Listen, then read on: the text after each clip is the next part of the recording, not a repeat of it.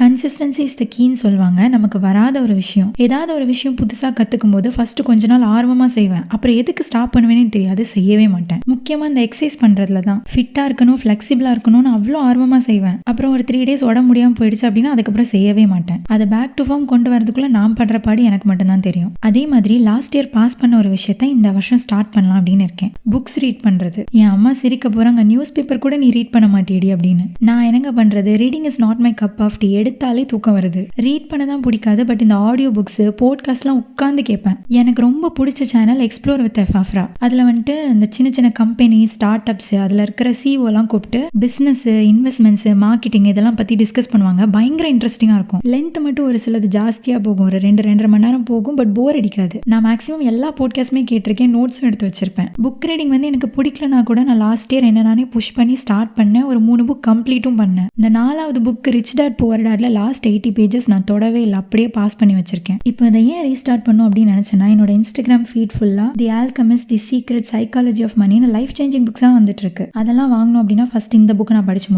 முடிக்கிறேன். அப்புறம் ஒரு முக்கியமான விஷயம், நாளைக்கு என் காலேஜில் ட்ரிப் கூட்டு போறாங்க. Kindly grant me 1 week leave. Tata, bye பாய்.